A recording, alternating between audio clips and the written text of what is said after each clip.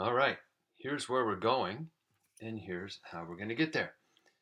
Zoom back out and show you the details. Um, what we're doing is we're going to emulate what's called a pour painting, where they pour paint onto a canvas and let it ooze all over the place.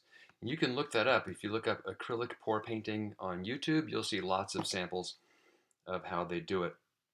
We're going to try to emulate that, but make it a pour drawing because we're going to be using colored pencil. We're going to be really focusing on several elements. One is movement, and you can see obviously that there's lots of movement going on. You're tracing it all over the place. Your eyes are tracing all over the place. Repetition, variety, and contrast happens everywhere. Naturally, it should. I'm really going to emphasize that you do lots of gradients, going from one color darker to lighter, in combination with color blends, where two colors would blend into each other with gradients. We're going to work with cells, and I'll show you what that means. Lots of warm and cool colors, and we don't want to cross the lines when we're doing this. And I'll kind of show you how that's going to happen as we go. All right, let's move this out of the way. All you do to get started, we're just going to take a piece of computer paper or cardstock, whatever's available. We're going to take a roll of masking tape. And again, this is just for the warm-up, just to get used to how to do this. That's how big your warm-up is going to be. All right. The first thing you're going to do is establish some movement. And the way to do that, you just take a pencil and just kind of make a couple of really wavy lines, maybe a couple of smaller ones, and I might make a little teardrop shape in there. Okay, that's how you're going to start it. I would do it lighter than I just did, so you don't really see it, even though it'll probably get covered up. And just kind of make that up. If you don't like it, erase part of it, get that curve. There should be no straight lines. Okay, it's all very organic. All right, so I'll show you one that I have going, kind of a before and after. This was my first initial lines, and you can kind of see where those curves, those organic lines are. Okay, you're not going to do two of them, but I'm just kind of showing you before and after. So what I have next is one that I have just barely started that I will work on for you guys a little bit. A good way to do this is to, I think, start with kind of a lighter tone. So I started with my sky blue color, and we're just going to use all the colors, not black. Maybe black just a little bit here and there, and we're not going to use neutral colors. Let's stick with all of the um, blues and reds and oranges, the colors in the rainbow. All right, so here's all you do. I just kind of started going with right over my pencil lines at first, and you always want to try to keep your line fluid.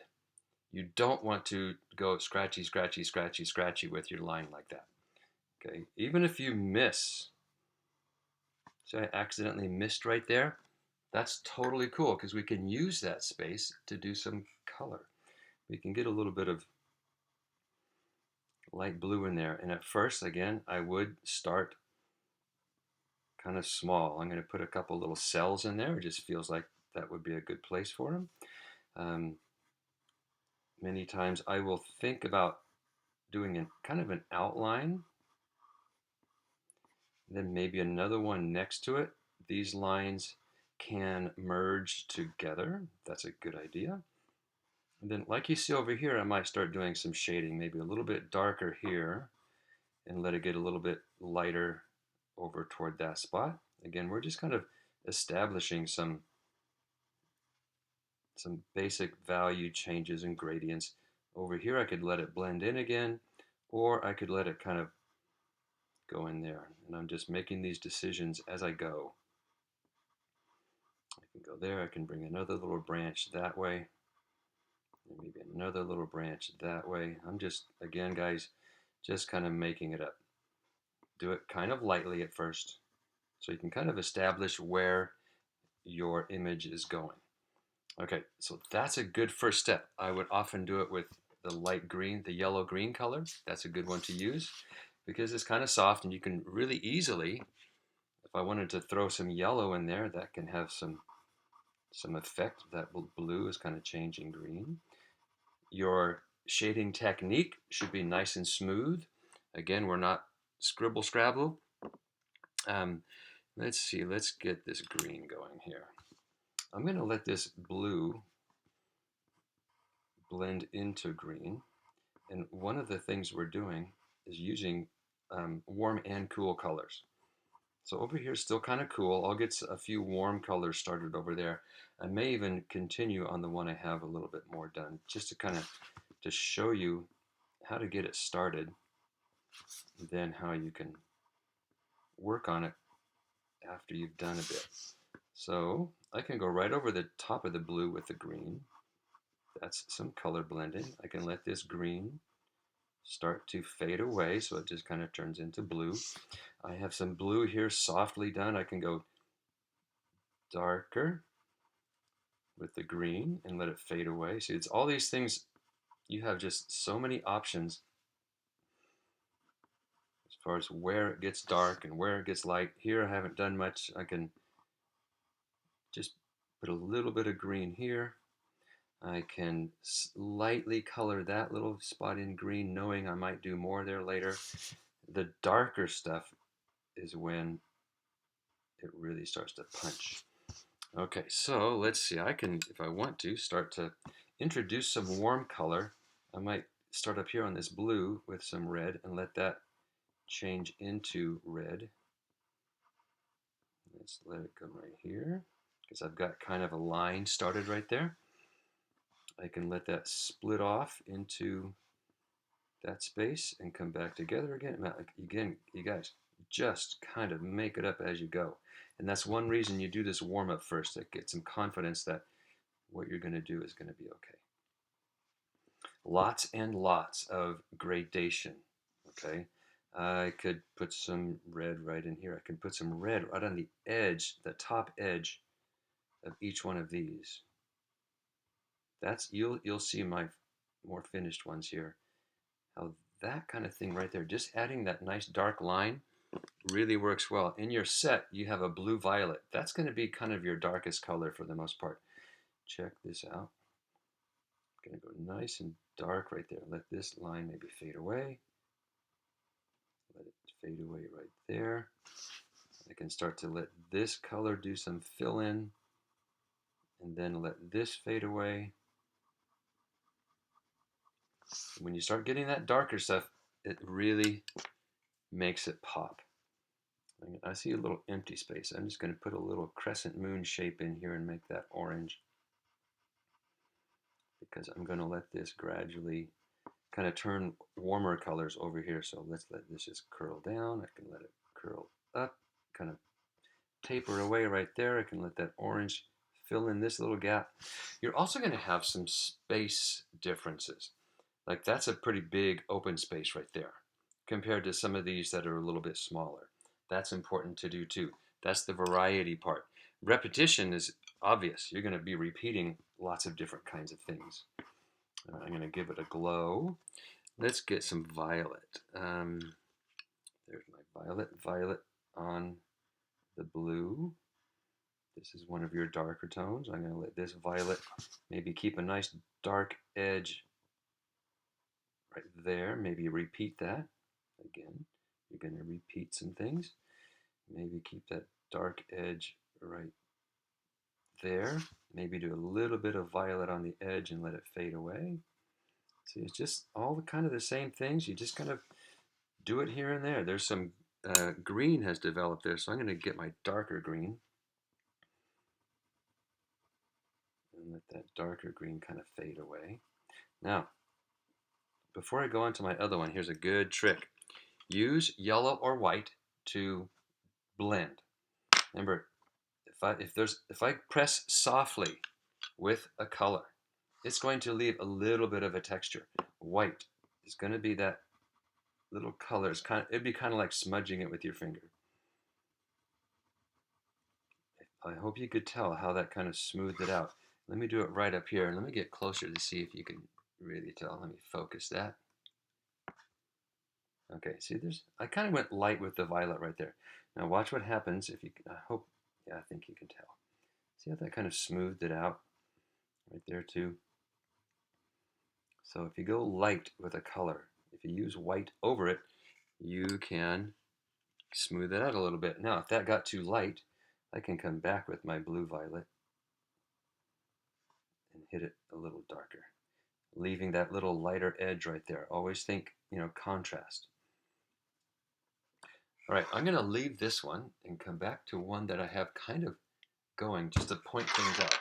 This is another sample size. You saw that for a second. I want to talk about these little cells. Okay, what you do is you can kind of plan out where they go with whatever color. I'm starting to work in green. I can kind of just start making these little bean shapes. And in the Google Slides with this assignment, I will put in some samples of what these cells might look like. They're very organic. Some are bigger, smaller. And cells are created by this certain oil that they add to the paint before they let it pour, and they just naturally occur. I'm going to do a little stretch right there, maybe make it look like another cell is like going off the page over here. Okay, so you just want to set it up kind of lightly. I could come in and fill in these little spaces around it if I want to.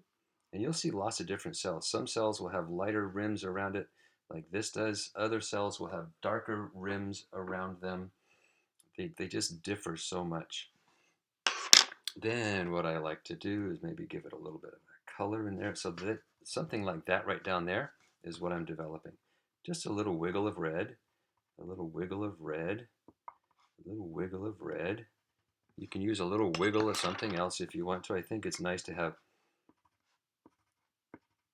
some colors in there. I'm going to use my blue violet, my darkest color, and try to go right around it. But I'm going to try not to cover up that light green. That's going to be our rim of each cell. And again, these are just random little outlines with little indents like that. And you'll get to know what I mean when you look at the slideshow. So I'm going to leave that little space so you can see the little light space in between those cells here. And these will be on the slideshow too. I'll take pictures of these and get them on there. If I want to, I can leave a little darker rim around where it kind of gets outlined. So sometimes you're working in just line. Other times you'll work in value that fades away.